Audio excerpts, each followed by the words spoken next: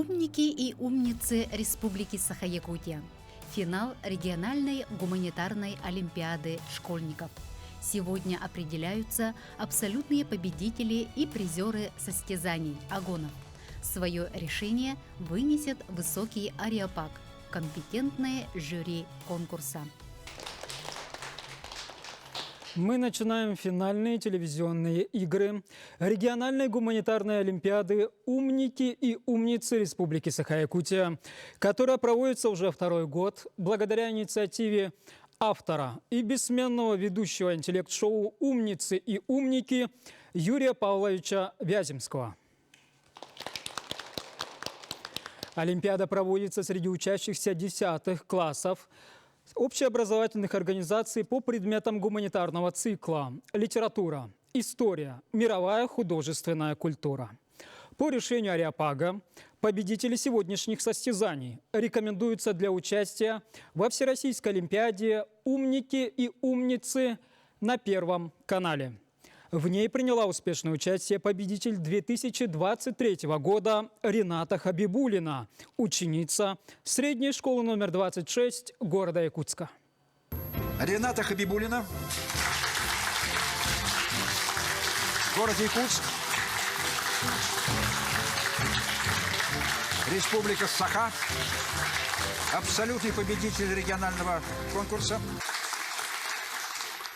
Здравствуйте, уважаемые жюри, здравствуйте, уважаемый Юрий Павлович. Человек создан для того, чтобы двигаться и двигаться вперед, двигаться в будущее, чтобы коснуться его.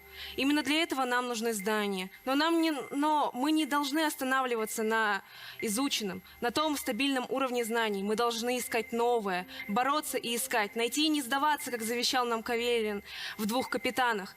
Потому что мы должны питаться. Если мы дальше не продвинемся в будущее, то мы бы так и остались в каменном веке и смотрели бы на огонь, как на чудеса. Мы должны искать новое, чтобы развиваться и искать в будущем благо. Все.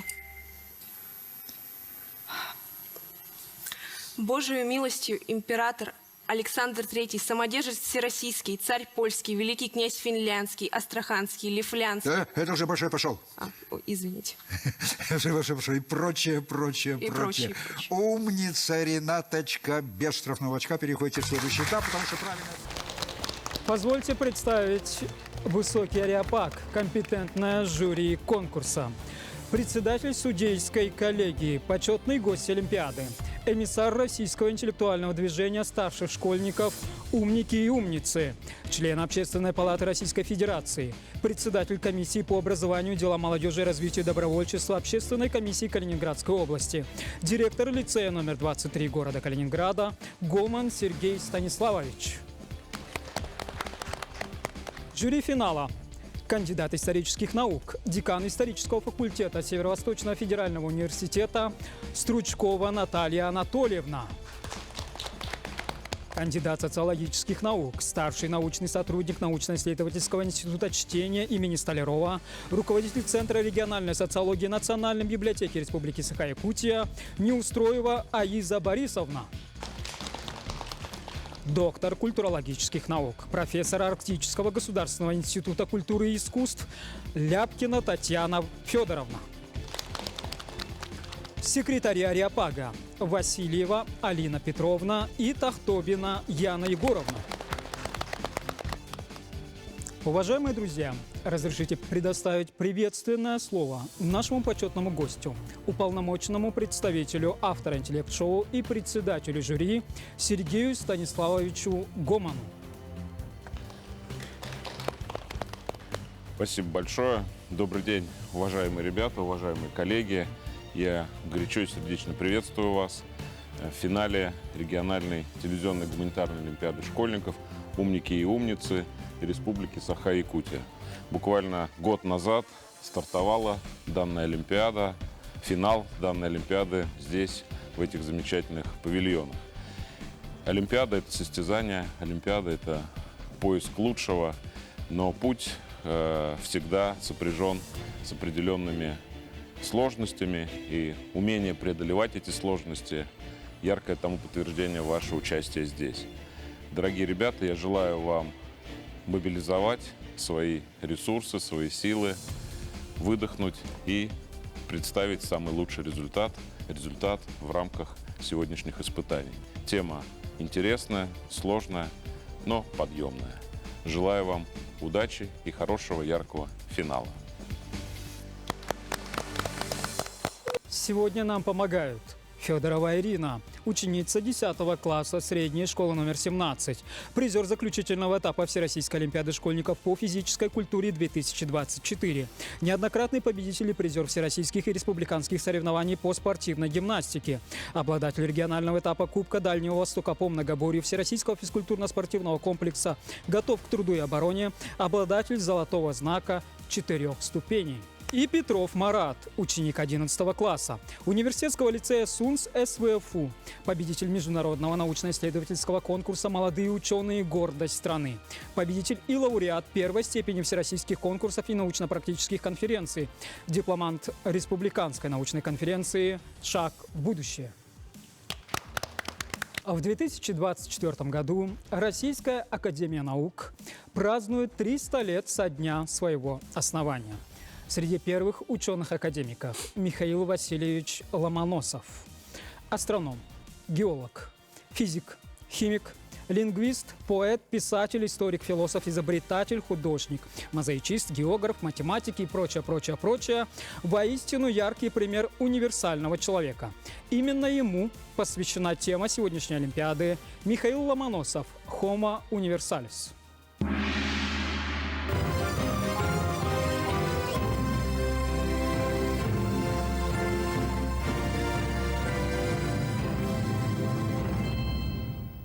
Разрешите представить вам первую тройку агонистов.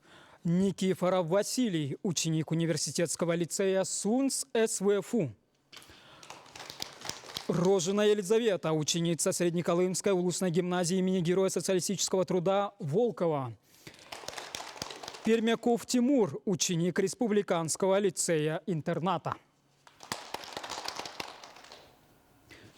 Мы приступаем к конкурсу красноречия.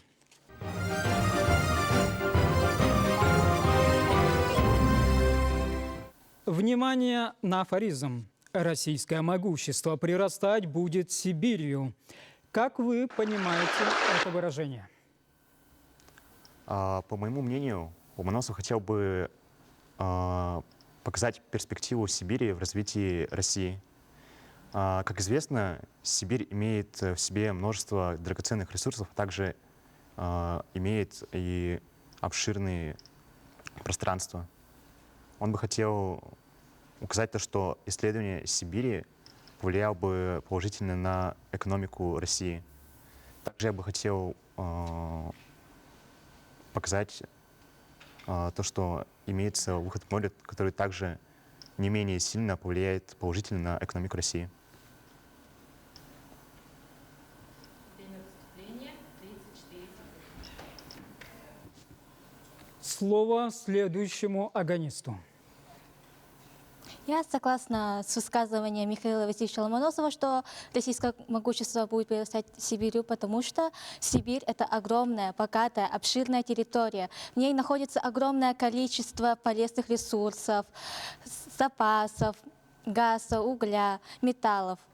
И как раз благодаря этим вот полезным ископаемым Россия стала сильнее, могущественнее. И как раз и поэтому Время. Михаил Васильевич Ломоносов был прав.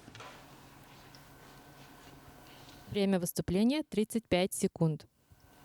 Просим, ваше время. Ну, я считаю, что Ломоносов правильно сказал. Он, как деятель эпохи Просвещения, освещал путь государственным деятелям, если конкретно Екатерине II, и то, как нужно вести политику в развитии Сибири не только через сухопутные пути, но и через Северный морской путь. Время выступления 27 секунд. По итогам выступления в прологе Ариапак определяет порядок выбора агонистами вопросов агона, зашифрованных под ключевыми словами. Какие есть предложения, коллеги? Давайте слово Пермяков. Первый, Да. второй кто был? Первый Пермяков. Второй девочка. Девочку давайте. Ага. Да, все. Хорошо. Не знаю, мне первый понравился Да. больше, чем третий.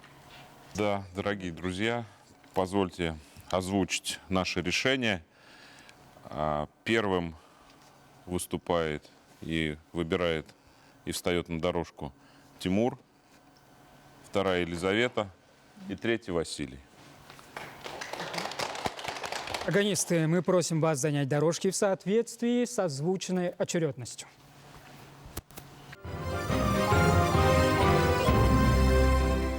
Первым выбирает для себя ключевую фразу из 3 доступных Пермяков Тимур. Внимание на экран.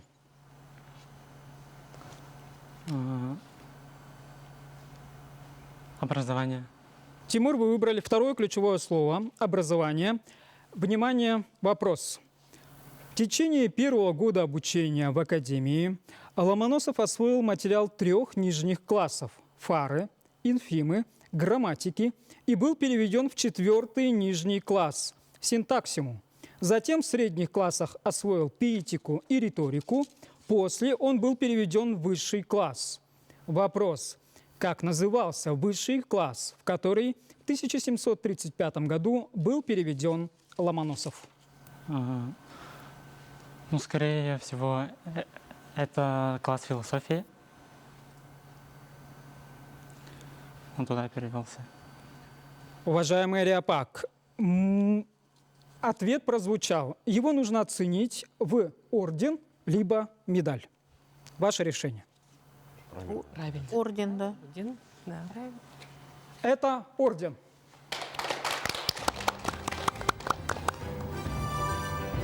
Молодец.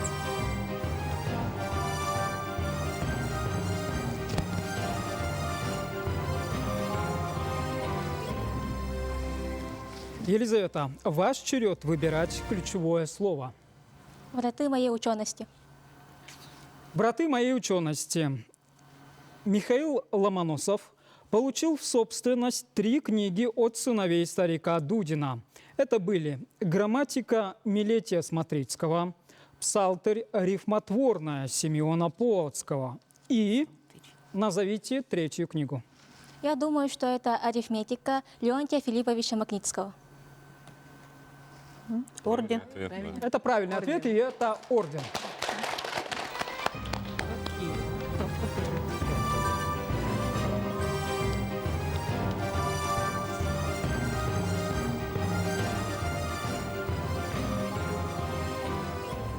Василий, вам ничего не остается, кроме как выбрать теорию. В многогранной деятельности Ломоносова видное место занимало художественное творчество. Истинный талант Ломоносова художника раскрылся в его подлинном интересе к мозаичному искусству. Внимание, вопрос. На основе какой теории базировались основные выводы Ломоносова по изучению цветовой гаммы в мозаичном искусстве? На основе теории волн. Можете были раскрыть эту теорию? Нет. Точнее. В чем заключалась сущность этой теории? Точно вот это я могу не сказать. Медаль. Решение Ариапага. Теория волн, она и есть физическая природа, поэтому, в принципе, только чуть не назвал. Вы думаете, медаль, мне кажется, орден можно. Так, у вас как орден? орден. Правильно ответ? Медаль – это ответ не полный? Да. Полная, это же физическая природа света. Сущность? Нет, я думаю, что... Еще раз спросите. Можно уточняющий вопрос, если вот Василий нам скажет, какие оттенки Ломоносов? Да. Это Какие оттенки? Основные цвета. красный, зеленый, синий. Ну, почти. Да. Можно давать. Да, можно давать орден. Ваше решение? Орден. Это орден.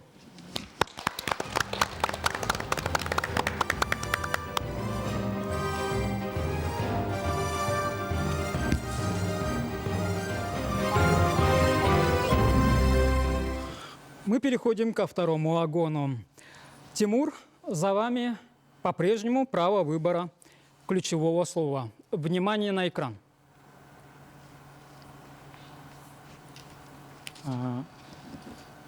Первый вариант — теория трех штилей. Вы выбрали теорию трех штилей. Разрабатывая теорию трех штилей, Ломоносов связал штили с употреблением соответствующих слов. Так он выделил три категории. Первую – слова, которые есть и в русском, и в церковнославянском языках. Вторая категория – церковнославянские слова, которые отсутствуют или малоупотребительны в русском, но понятны всем грамотным людям. Вопрос. Назовите третью категорию этих слов. Ну, получается, было всего три категории. И первая высшая, вторая средняя и третья низшая. Низшие можно по-другому назвать российские простонародные. Туда входили комедии, басни, песни. Ну, все. Штили. Да. Вопрос про штили. Не ответил. Ну, может... Переходит к теоретикам вопрос. Вопрос мы адресуем теоретикам. Итак, внимание, теоретики. Вы можете поднять руку и получить возможность ответить на этот вопрос. Внимание, вопрос. Разрабатывая теорию трех штилей, Ломоносов связал штили с употреблением соответствующих слов. Он выделил три категории. Слова, которые есть и в русском, и в церковнославянском. Вторая. Церковнославянские слова, которые отсутствуют или малоупотребительны в русском, но понятны всем грамотным людям. Назовите третью категорию этих слов. Есть рука. Меня зовут Воронов Аврелий, я ученик Вилюйской гимназии МБУ имени Ивана Лаврентьевича Кондакова. И мой ответ заключается в том, что в третий штиль входили слова общего употребления, которые были известны большинству человек того времени. Русские слова общего употребления. Подскажите, пожалуйста, каким образом эти слова относились к церковнославянскому языку? Боюсь, я не смогу раскрыть эту мысль. Медаль там была. Да, еще Медаль. Медаль? Медаль. Ариапак оценивает ваш ответ в медаль, который вы получаете прямо сейчас. Вторую половинку будем разыгрывать? Можем. Если будут желающие. Да, давайте попробуем. Попробуем, конечно. Теоретики. Кто-то еще хочет? Кто-то может рискнуть. Дополнить. Логически там. Меня зовут Михайлова Аделина, я ученица городской классической гимназии. И я хочу сказать, что слова третьего штиля не относились к церковнославянскому. Молодец. Молодец. Это правильный ответ. Решение Ариапага. Медаль. Это медаль. Половинка, да?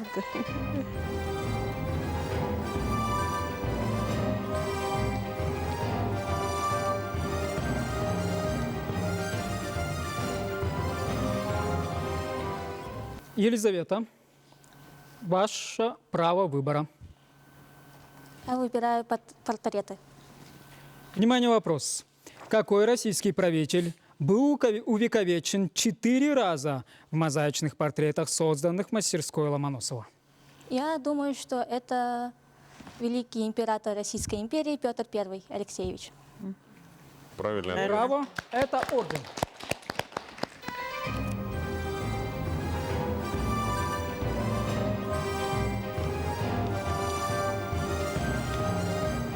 Давайте узнаем, что скрывается за ключевым словом «факультеты», который адресуется Василию. При создании проекта устава Петербургского университета Ломоносов разработал положение о 3 факультетах – юридическом, медицинском и философском. Он считал принципиально важным не включать в структуру университета один факультет. По этому же проекту впоследствии был разработан устав Московского университета. О каком факультете идет речь? Я думаю, что речь идет о богословском факультете. Молодец. Правильно. Это правильный ответ? Да. Орден.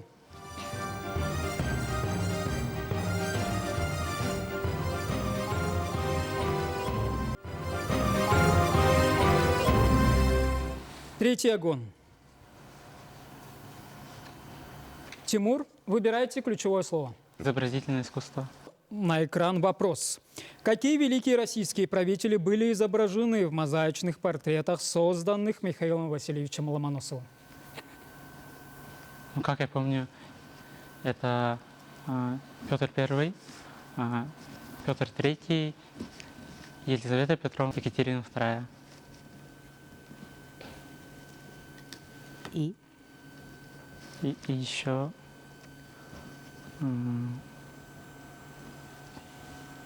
Может быть...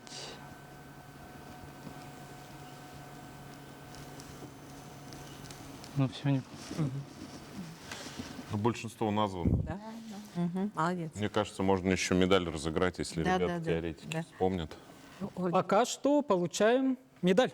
Нет, орден. Орден. Орден. А, Большинство. получает орден. Хорошо. Да, по условиям большинство названо. Да. Щедрое жюри вручает Тимуру орден. Но на этом щедрость не заканчивается. Вопрос разыгрывается дальше для теоретиков. Теоретики. Какие великие российские правители были изображены в мозаичных портретах Ломоносова, помимо тех, которые уже озвучил Тимур? Скорее всего, это будет один правитель. Аделина. Есть рука? Я могу предположить, что это была Анна Иоанновна. Увы, это неправильный ответ. Вот еще рука. Есть. Микрофон держи. Могу предположить, что это был Александр Невский. Молодец. Умничка. Это медаль. С красивым именем. Елизавета, ваше право выбора. 2 подводы, окруженные монетами. Внимание, вопрос. Сколько денег было пожаловано Ломоносову за оду на день восшествия на престол Ее Величества государыни Елизаветы Петровны 1748 года? Я думаю, что 2000 рублей. Правильно.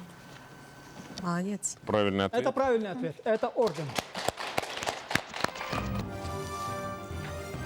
Елизавета, вы пока что потенциально проходите на следующий этап. Мы можем вас пригласить занять место в зале. Молодец. Василий, отец и сын. Чтобы поступить в это учебное заведение, Ломоносову пришлось рискнуть и объявить себя сыном холмогорского дворянина. Назовите это учебное заведение. Это Славяно-Греко-Латинская академия наук. Молодец. Браво. Орден.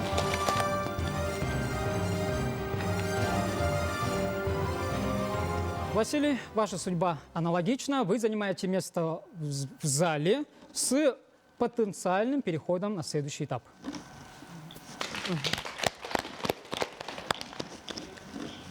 Тимур, и занять свое место в зале. На этом первый раунд у нас заканчивается. Мы благодарим всех за активное участие. Надеемся, что во втором раунде участники проявят большую активность. Всем спасибо. Будем встречать участников второго раунда.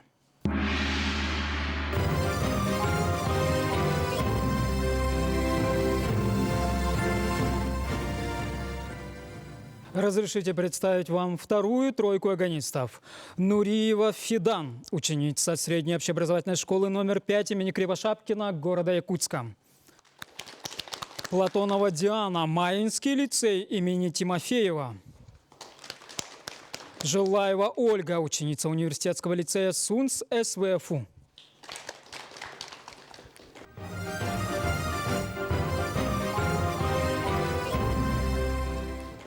Итак, конкурс красноречия. Афоризм. Ошибки замечать немногого стоит. Дать нечто лучшее. Вот что приличествует достойному человеку. Как вы понимаете это выражение? С данной цитатой невозможно согласиться, ведь Михаил Васильевич Ломоносов в своей цитате упомянул важную и актуальную проблему на данный момент. Ведь на проблемах, на ошибках учатся. Ошибки — это слои нашей работы. Благодаря своим ошибкам мы можем извлекать что-то полезное, и благодаря этим полезностям не совершать их впредь. Важно, не покладая рук, идти к своей цели. Время выступления 33 секунды. Мы слушаем следующего агониста. Так, по моему мнению, Ломоносов этим афоризмом хотел иметь в виду то, что замечать ошибки — это не самое большое достоинство, а самое большое достоинство заключается в том, чтобы исправлять их и идти дальше вперед, чтобы больше не совершать таких ошибок. Время выступления 16 секунд. Просим, ваше время. В этой цитате Михаил Ломоносов, я думаю, имел в виду, что лучше не всегда указывать какому-либо человеку на его ошибку, а лучше направить на решение проблемы, улучшение. И, то есть лучше не критика, а именно помощь. Время выступления 22 секунды. По итогам выступления в конкурсе красноречия Ариапак определяет порядок выбора агонистами вопросов агона, зашифрованных под ключевыми словами. У вас решение, коллеги. Оля, первый. Прошу. Потом Фидан, Бронь. Вот третий. Следующее решение. Фидан, вам выпало право выбрать первый, вторая Ольга и третья Диана.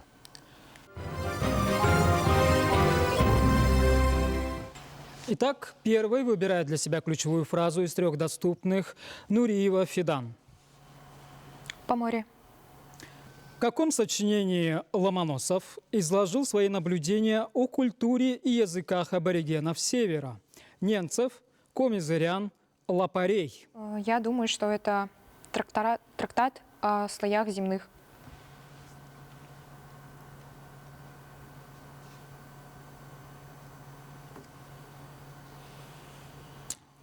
Неправильный ответ.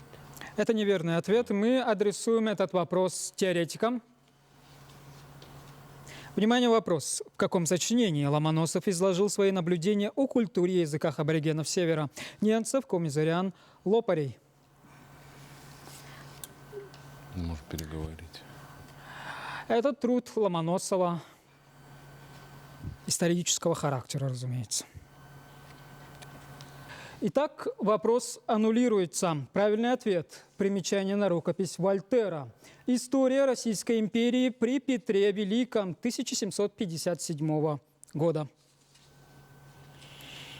Ольга, ваше право выбора. Не нашлось. Я выбираю науку.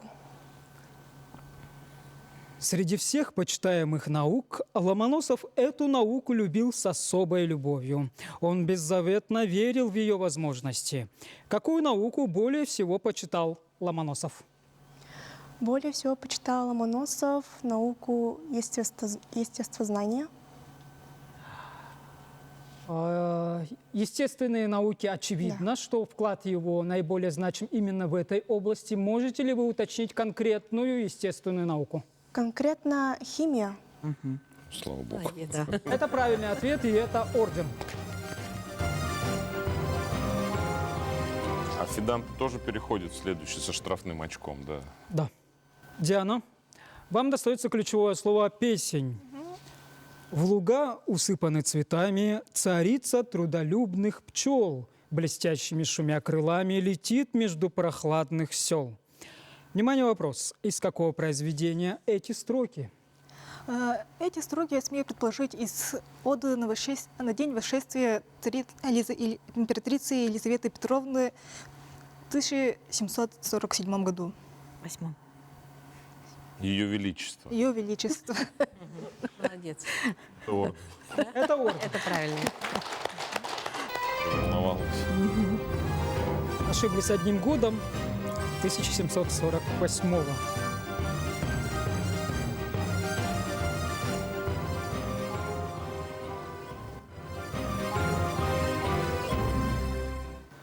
Фидан, воспользуйтесь правом выбора одного из 3 ключевых слов. Московский университет. Внимание, вопрос. 26 апреля 7 мая 1755 года на Красной площади на месте нынешнего исторического музея торжественно открылся Московский университет.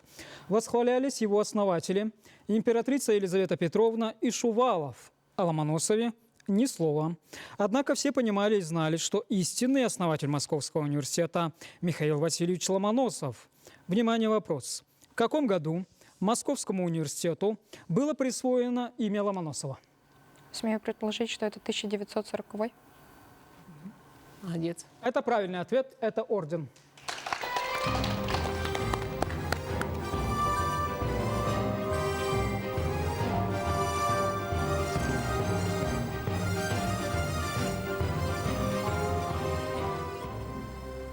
Ольга, ваше право выбора. Оды и правители. Оды и правители. В 1751 году Ломоносов выпустил двухтомное собрание сочинений в стихах и прозе. В него вошло 9 от Елизавете Петровне и 1 Анне Иоанновне. За пределами книги остались еще 2 оды.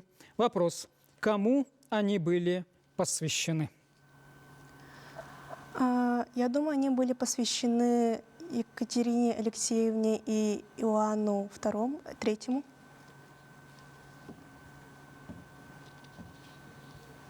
Неправильно. Ответ неверный теоретикам. Ответ неправильный, вопрос переадресуется теоретикам. Кому были посвящены оды? Томовская Амелия, Вилюйская гимназия. Я думаю, то, что Екатерине II. Нет, ответ неправильный.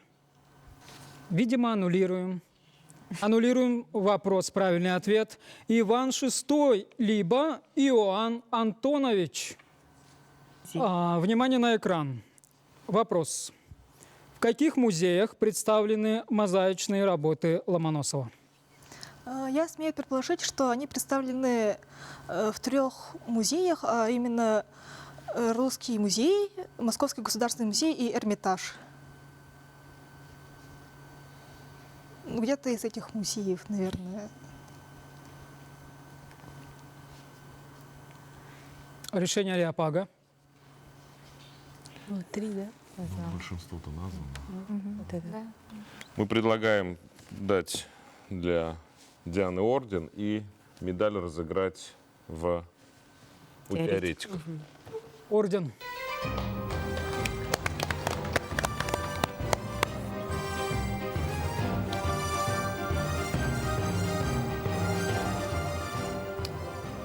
Внимание, вопрос, теоретики. В каких музеях представлены мозаичные работы Ломоносова? Михайлова Делина, городская классическая гимназия, музей Ломоносова. Молодец. Молодец. За гениальностью простой ответ. Правильный, это медаль? Да.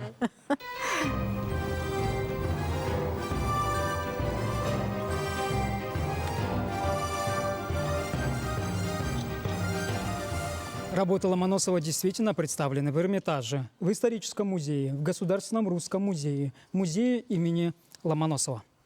Агон 3. Фидан, выбирайте ключевое слово. По морям, по волнам. Внимание на экран. Согласно академической биографии Ломоносова 1784 года, его отец первым из жителей своего края построил корабль «Галиот», на котором ходил по Двине, Белому морю, Северному океану. Как назывался галиот отца Ломоносова? Возможно, «Чайка». Это правильный ответ, и это орден.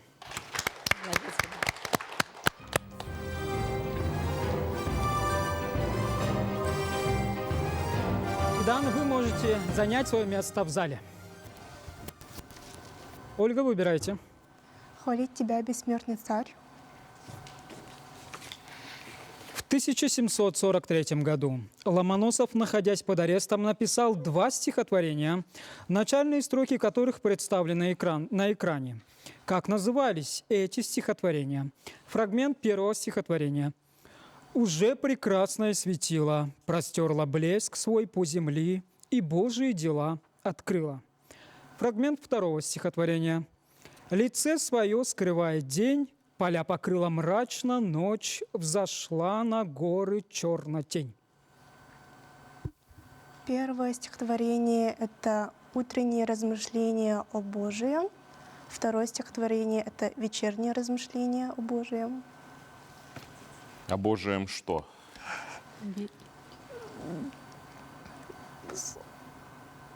Ну, как мы называем? Божьим вечным. Да? Вечным. Величие. Величестве. Решение Ариапага. Ответ правильный, да. Ответ правильный – это орден.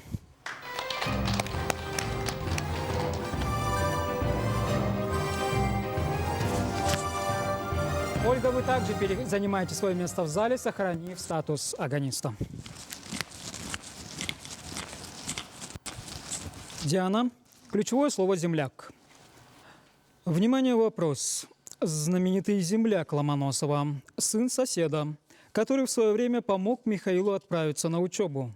Этот юноша, которому Ломоносов помог устроиться истопником в царский дворец, а затем попасть в Академию художеств, стал впоследствии знаменитым скульптором. Назовите этого скульптора. Я фамилию точно не помню. А так, я помню, что его звали Федор Иванович, и он там совершил тот же путь, что и Ломоносов, и поступил в Академию художеств, став там скульптором после обучения. Только имя надо уточнить. Фамилия. Имя назвала Федор Иванович. Федор Иванович. Нет, имя Федот, а не Федор. Фамилия какая? Фамилию я точно не помню. А портреты помните его, да? Ну, имя, отчество, да. Может, она немножко дополнительный вопрос. Он явно знает. Наверное, теоретикам надо вопрос отдать. Ну, мне кажется, можно дать медаль, потому что не совсем точно названо имя и фамилия, и адресовать правильный ответ, чтобы ребята на трибунах смогли. Диана получает медаль.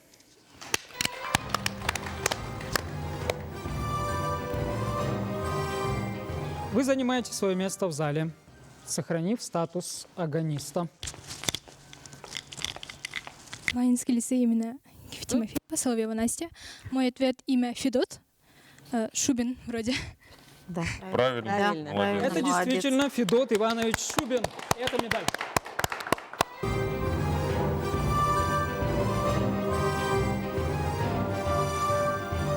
На этом второй раунд завершается. Мы благодарим всех за активное участие. Будем встречать участников третьего раунда.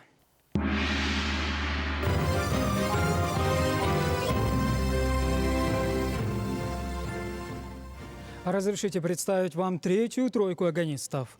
Бурнашова Анна, ученица университетского лицея СУНС СВФУ. Неустроева Любовь, ученица арктической школы. Копырина Каролина, Покровская улусная многопрофильная гимназия.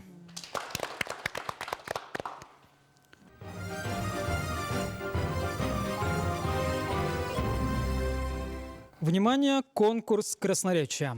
Афоризм. Один опыт я ставлю выше, чем 1000 мнений, рожденных только воображением. Как вы понимаете это выражение? Обученный в Германии светским наукам Михаил Васильевич Ломоносов, как естествоиспытатель, ставил собственный опыт выше чего-то мнения, поскольку лучше увидеть один раз, чем 100 раз услышать. И это действительно так, поскольку истина кроется в совершенном действии, эксперименте, чем в ложных изречениях какого-либо ученого или человека. С этим я согласна. И действительно, Михаил Васильевич Ломоносов был великим естествоиспытателем, поэтому Можно Ваш ответ принят. Время выступления 38 секунд. Мы слушаем следующего агониста. Опыт — это непосредственный практический результат, а не просто догадки или предположения. Воображение мы можем использовать с пользой на практике только благодаря опыту. Опыт создает настоящих мастеров своего дела, любого дела. Проходя через собственные ошибки и изучая их, учась на них, человек находит истину. только ответственные, смелые и любознательные люди могут осваиваться на этом опыте и развиваться в дальнейшем успехе. Михаил Васильевич Ломоносов был именно таким человеком. Время выступления 42 секунды. Пожалуйста, вам слово. Ломоносов был великим человеком, чей опыт мы до сих пор воспринимаем. Также, и ведь действительно, тысяча мнений, рожденные из воображения, которые не имеют под собой никаких оснований, являются куда хужим доказательством истинности чего-либо, чьей-либо теории, чем опыт. У меня все. Время выступления 22 секунды. По итогам выступления в конкурсе красноречия Ариапак определяет порядок выбора гонистами вопросов Агона, зашифрованных под ключевыми словами. Дорогие ребята, уважаемые агонисты, посовещались и принимаем следующее решение. Любовь, у вас право выбрать первый, Каролина, вы вторая, и Анна, вам третий путь. Внимание на экран. Статистика, экспедиция, труды Ломоносова. Я выбираю экспедицию. В оде Ломоносова, посвященной коронации Елизаветы Петровны, есть строки: «Тебе от восточных стран спешат, уже американские волны, в Камчатской порт веселья полны». Вопрос. О каком радостном известии, полученном незадолго до этого, упоминает Ломоносов? Смею предположить то, что под радостью он имел в виду то, что у России появились новые торговые и культурные пути с Америкой, ну, то есть связи. Может быть, уточнение небольшое, да? Что случилось? Это прям новость свежая-свежая вошла. Прежде чем связи установились, что должно быть? Конкретно что? Ну, скорее всего, торговый договор с Америкой. То есть встреча. Ну, все вокруг около одного. Что случилось? И кто? Кто? Или подсказка? Ну, на престол. Это мы уже услышали. Да. Русская морская экспедиция что сделала? Русская морская экспедиция открыла путь через Атлантический океан. Отлично, достигла Куда? берегов. В Америку. Да. Ну, это все естественно, только мы хотим это услышать. Вот это вот было конкретным. Да. Окей, орден, да? Кто были первооткрыватели? Беринг и Черков. Да. Хватит мучить. Ладно, сложно, конечно. Решение Ариапага – это Орден. это орден. И следующий этап.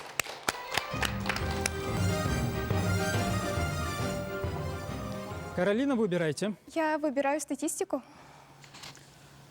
У Михаила Ломоносова, по подсчетам стиховедов, 96% поэтического наследия написано именно этим стихотворным размером. Назовите его.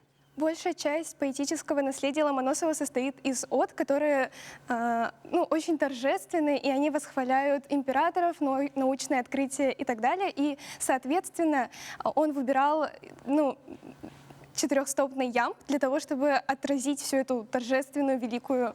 Молодец. Натуру. Очень развернутый ответ. Молодец, орден.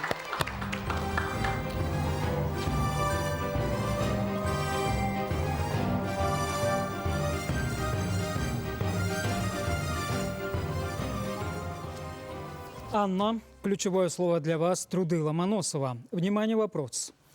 В основе этого крупного научного произведения Ломоносова лежит множество источников. Оно и ряд других его произведений заложили основу русской историографии. Приступая к работе над ним, он писал: «Твердо намереваюсь держаться истины и употреблять на то целую силу возможность». О каком произведении идет речь? Смею предположить, что это древняя российская история. Правильный ответ. Это правильный ответ. Это орден.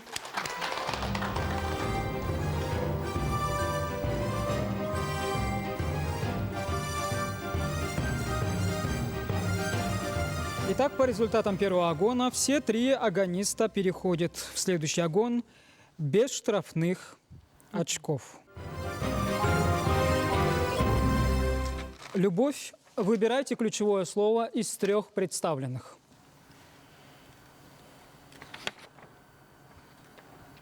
Навис, покров угрюмой ночи.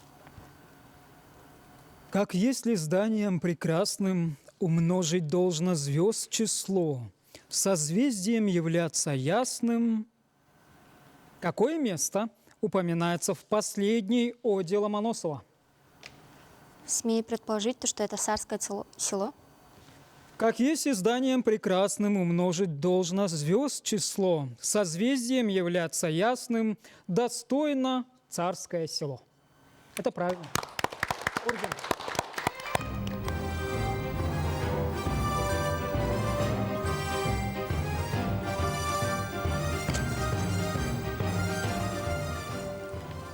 Каролина, выбирайте ключевое слово. Я выбираю науку.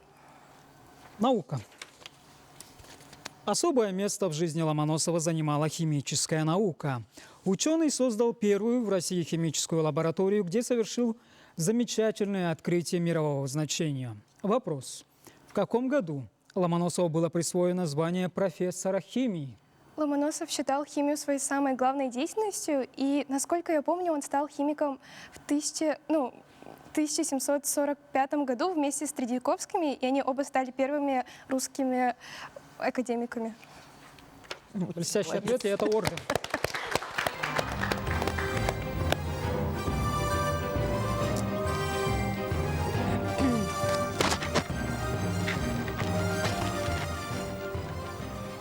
Анна, герой древности. В риторике Ломоносов приводит таблицу на тему «Неусыпный труд препятствия преодолевает». В качестве примеров, раскрывающих идею силы, он привел двух героев древности. Назовите их. Если я правильно помню, это Геракл и Факион.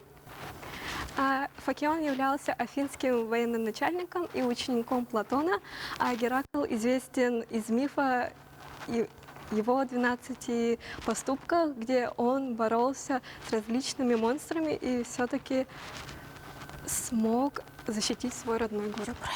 Геракл или Геркулес действительно боролся с несколькими монстрами, в том числе он боролся со львами. Это подсказка. Второе лицо, которое вы не назвали, помимо Геракла, еще кто? Тоже сражался со львами. Ну, мне кажется, можно дать медаль. Да. Анна, вы получаете медаль.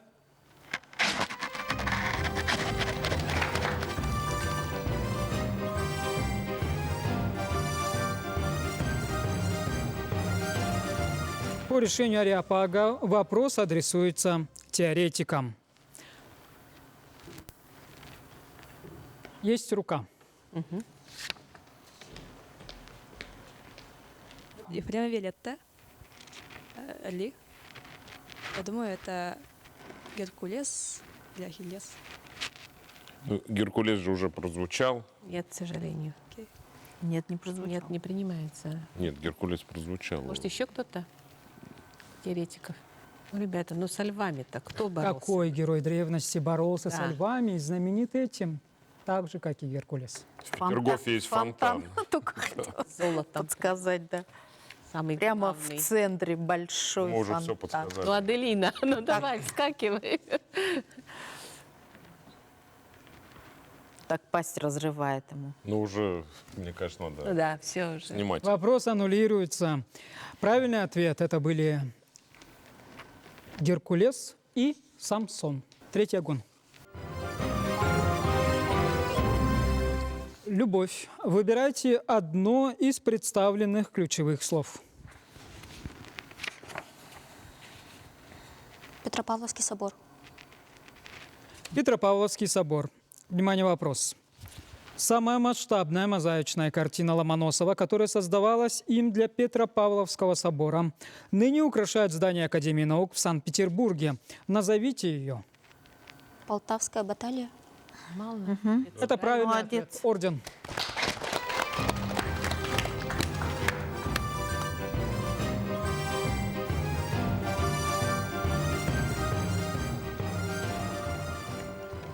Каролина, выбирайте ключевое слово. Я выбираю науку и искусство.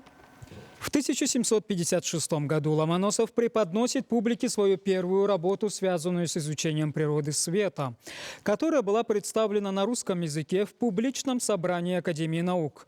Назовите это сочинение. Мне кажется, это слово о происхождении света.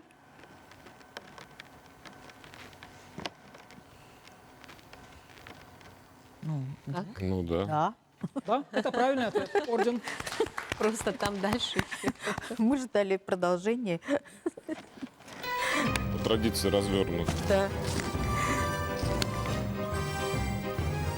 Ответ действительно правильный, но полное название работы звучит так. Слово о происхождении света. Новую теорию о цветах, представляющая в публичном собрании Императорской академии наук июля первого дня 1756 года, оговоренная Михаилом Ломоносовым. Анна, вам достается ключевое слово «разговор с». Назовите сборник стихотворений Ломоносова, написанный в духе тиистского певца. Смею предположить, что это разговор с Анакреоном, в которых Михаил Васильевич вел философские рассуждения. В одно слово можете это? Название как? Разговор с Анакреоном. Да, а разговор с Анакреоном, вот... Это содержание. А вот название?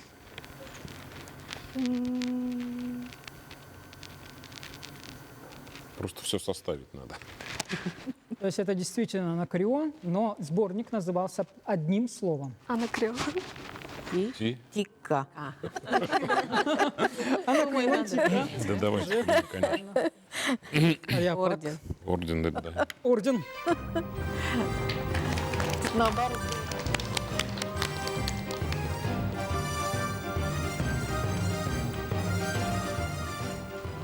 Все три агониста могут занять место в зале, сохранив свой статус агониста. По результатам всех раундов жюри определило 4 агонистов с максимальным количеством баллов. Специально для них проводится конкурс русского языка, который определит 3 финалистов. Просим пройти. За 2 крайние достались следующие словосочетания. Посаженный отец, нежданный подарок, очарованный странник, путанные мысли, неезженный путь, неписанный роман, законорожденный ребенок. Задача агонистов. Время вышло. Дать верное правописание «н» и «н» удвоенную. Так, это чей ответ? Девушки. У Рожиной Елизаветы 4 ошибки. Никифоров Василий 4 ошибки. Просим выйти за 2 крайние стойки 2 претендентов на финал. Неустроева Любовь и Копырина Каролина. Ребята, мы проверяем правописание «н» и «н» и «н» удвоенное, да? Понятно. Двойная. Время пошло.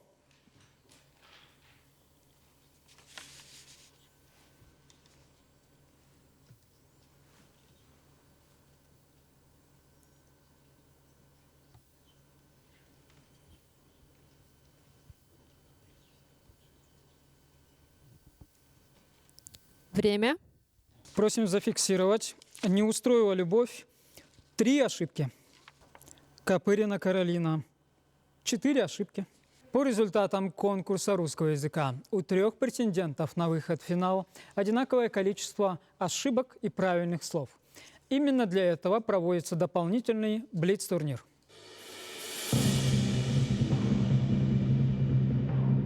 Ключевое слово «чистые размеры». Внимание, вопрос.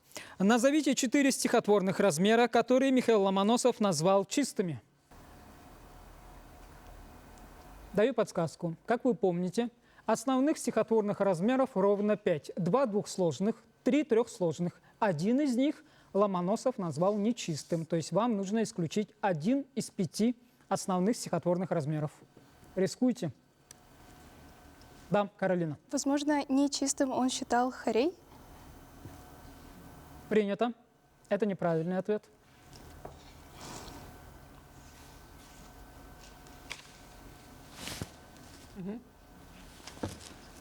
Чистые размеры — это ямб, хрей, анапест и амфибрахи. Нет, правильно. Правильно, да? Нет, дактиль там не сказал. Ваша версия? Ружина Елизавета, ваша версия? Ямб, хорей. Так.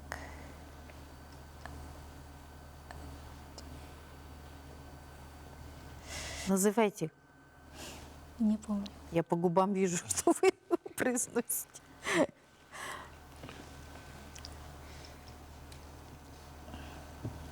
Вопрос аннулируется. Давайте. Чистыми размерами Михаил Ломоносов назвал ямб, хорей, анапест и дактиль. Увы, Василий, вы назвали амфибрахи в числе чистых размеров. Это было неправильно. Мы переходим к следующему ключевому слову – племя. Какое племя, по утверждению Ломоносова, было родственно варягам-россам, согласно его теории призвания варягов?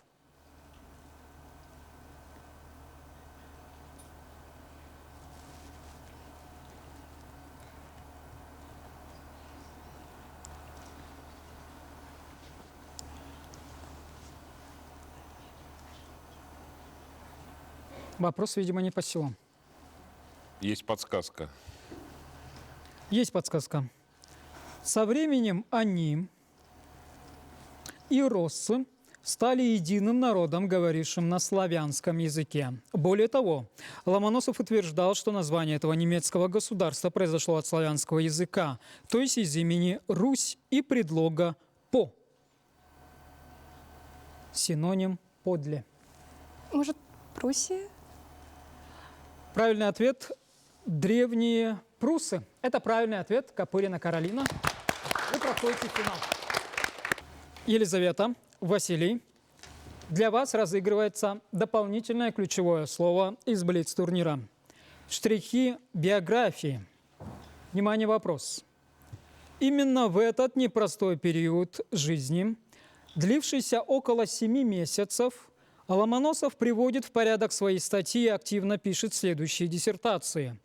Физические размышления о причинах теплоты и холода, о действии химических растворителей, о металлическом блеске. Назовите это событие.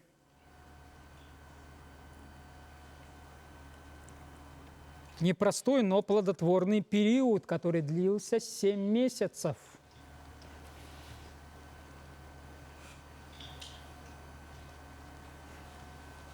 Я смею предположить, это был период, когда он был в аресте. Правильный ответ. Домашний арест в результате конфликта с Академией наук. Молодец. Это правильный ответ. Елизавета, вы проходите финал.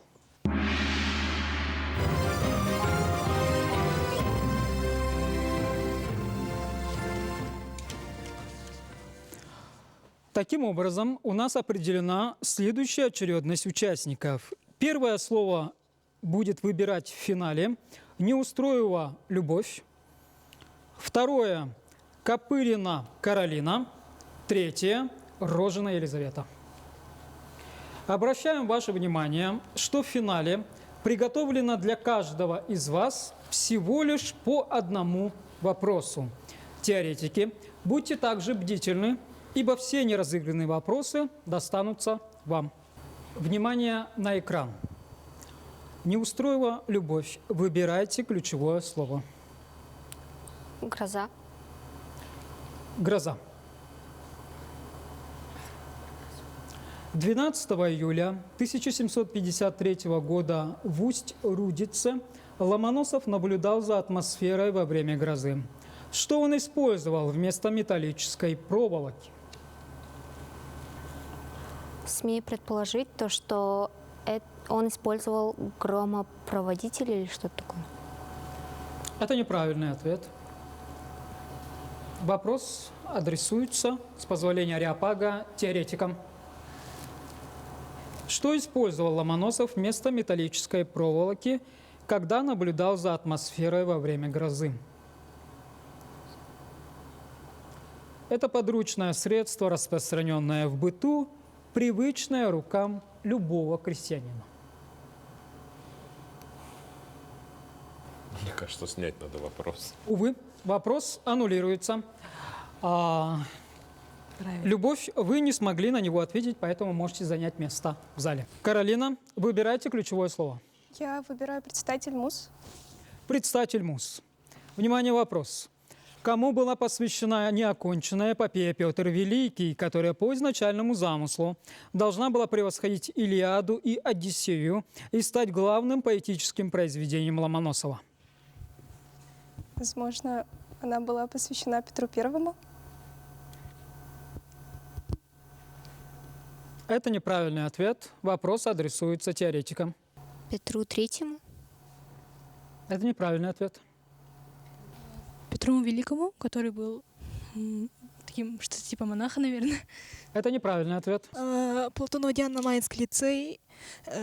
Я думаю, это про Аполлона, наверное. Покровитель. Да? Покровитель. Покровитель, да. Подсказка. Это покровитель Михаила Васильевича Ломоносова. Именно ему он посвятил. Пермяков Тимур, Рли. Ну, скорее всего, отцу, может быть. Нет? Нет? Василий Дорофеевич. Так, еще что-то, пожалуйста. Есть рука. Сказали учителю, да? Я думаю, это Христофор фон Вольф. Увы, нет. Нет. Дичина Валерия Покровской, Мосогловской школы, Шувалов. Конечно. Это Иван Иванович Шувалов. Ну, видимо, с больших подсказок это все-таки медаль. Медаль.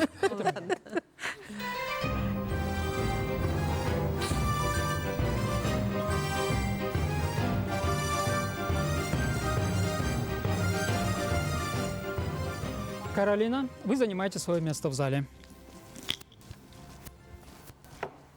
Елизавета, вам остается последний вопрос с ключевым словом «Мария». Внимание, вопрос. Известно, что Ломоносов много времени уделял созданию смальты. В итоге великому ученому удалось получить стекло разных цветов и создать технику мозаичного набора. Как называлась первая мозаичная работа Ломоносова?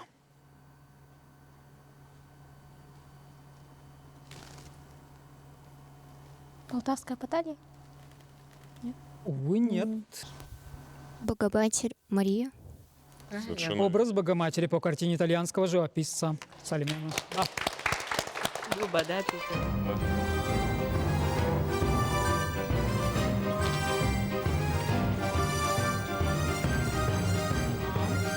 Елизавета, можете занять свое место в зале. 4.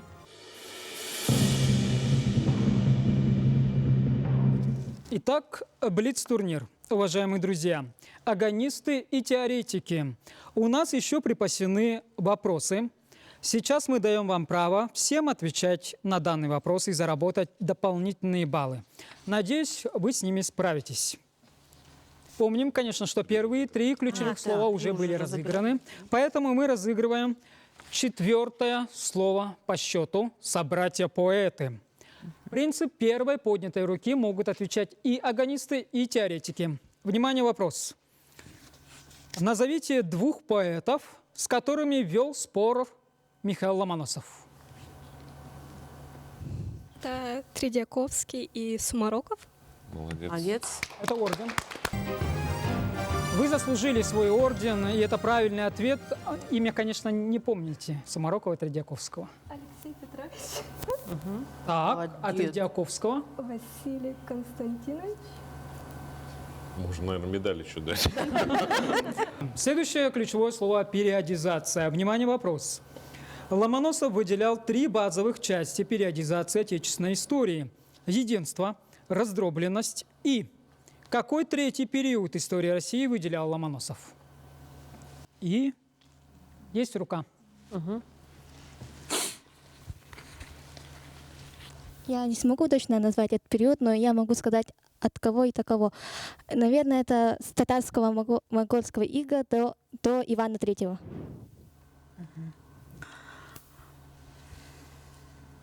Татарского нашествия до Ивана III. Здесь нужно назвать принципы объединения. Все-таки название периода. Да. Насколько я помню, он утверждал, что Россия будет велика при еще одном самодержавии, как Рим при демократическом строе. Ну, вы Правильно. слово назвали, да, это самодержавие. Да. Дайте ей Это орден. орден, да, скорее всего. По решению Ареопага это орден.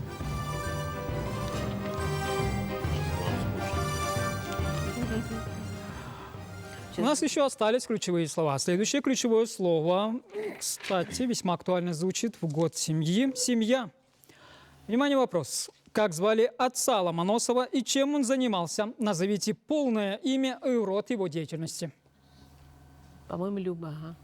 Василий Дорофеевич Ломоносов. Он был рыбаком и зажиточным крестьянином. Это правильный ответ. Орден.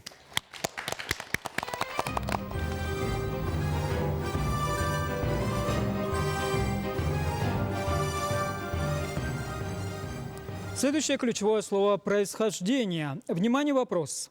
Из какого слова происходит фамилия Ломоносов? Есть рука.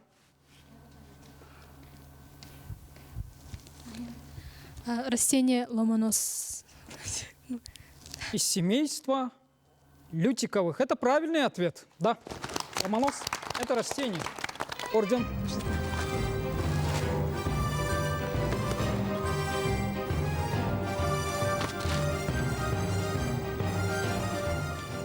Личность в истории. Предпоследний вопрос. Вопрос. По мнению Ломоносова, эпоха правления этой исторической личности являлась образцом и вершиной самодержавного правления.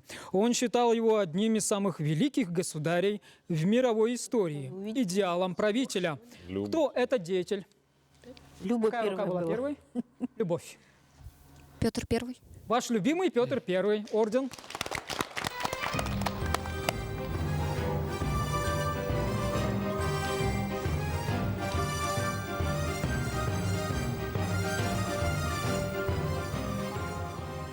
Последнее ключевое слово символично – русский север.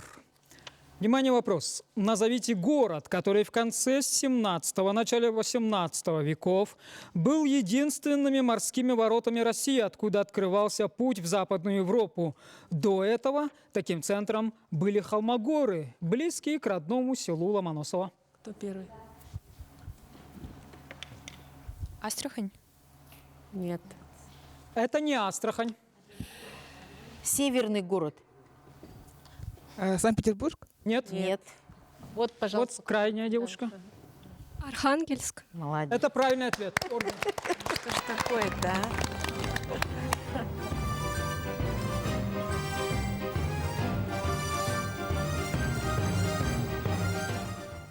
На этом наши вопросы закончились. Сейчас настало время подводить итоги сегодняшней Олимпиады. Заключительные слова предоставляются высокому ареопагу, компетентному жюри конкурса. Дорогие ребята, уважаемые коллеги, очень рада сегодня была присутствовать на таком знаменательном событии, как региональная телевизионная гуманитарная олимпиада школьников «Умники и умницы». Очень рада за вас, потому что этот день для вас знаменательный. Я очень надеюсь, что участие в этой Олимпиаде позволит вам сделать свой будущий профессиональный выбор.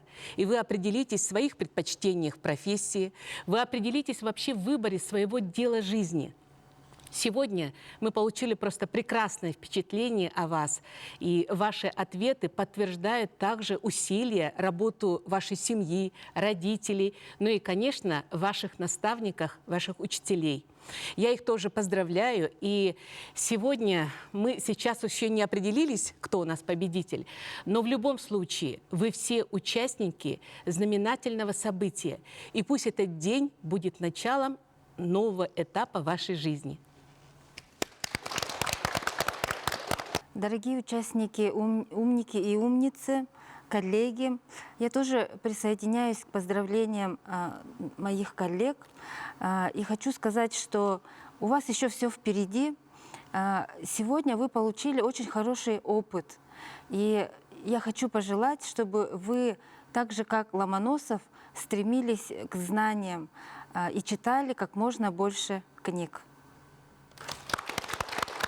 Ну, во-первых, дорогие уважаемые участники нынешнего собрания, я вас хочу тоже поздравить с этим замечательным событием. И в некотором смысле даже позавидовать, что у вас только все начинается, еще столько всего впереди будет замечательного. Но самое главное, я думаю, что вы так сказать, будете приростом гуманитариев того класса и той креативной элиты, которая сегодня нужна вашей республике и России в том числе. Поэтому поздравляю, в добрый путь. Уважаемые финалисты, уважаемые коллеги, действительно значимый и значительный день. Поздравляю вас с выходом в финал и участием в региональной телевизионной гуманитарной олимпиаде школьников «Умники и умницы» Республики Саха-Якутия. Второй сезон для республики, мне кажется, это очень важно, продолжить то начинание, которое зародилось 2 года назад, и вы яркие представители этого интеллектуального движения. Как Юрий Павлович любит говорить, в каждом из вас есть умница, сидит умница. У кого-то сегодня получилось этой умнице проснуться и показать свои результаты. У кого-то этот умница еще, может быть, где-то дремлет, но в любом случае нужно двигаться вперед, и у вас все для этого есть. Замечательные родители, талантливые педагоги, те условия, которые созданы в республике, у нас в нашей стране. Желаю вам, ребят, не останавливаться, ставить перед собой амбициозные цели и достигать их. Еще раз, у вас все для этого есть, и я вас с этим поздравляю.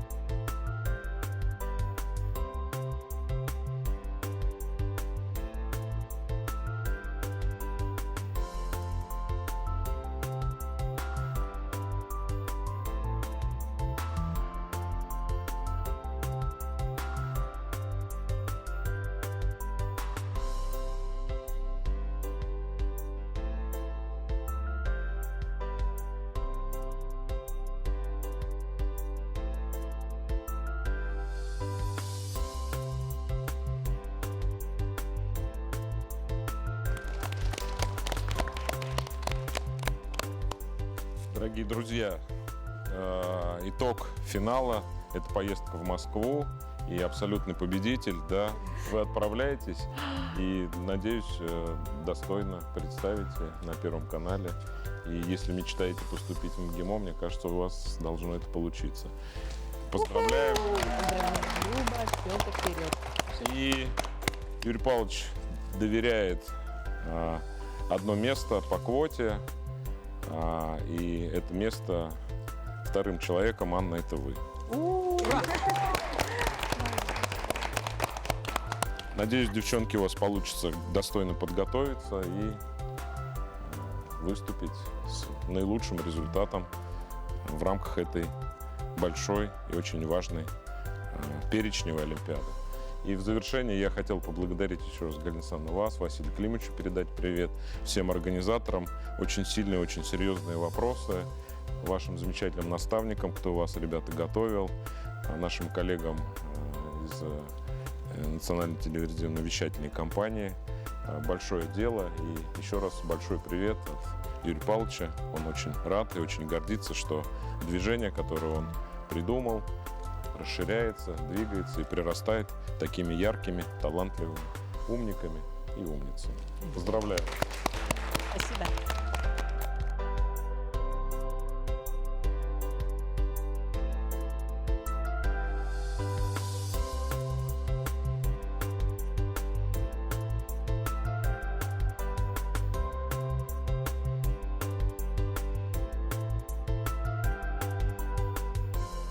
Вот и состоялся второй сезон телевизионных игр региональной гуманитарной олимпиады школьников «Умники и умницы» Республики Саха-Якутия.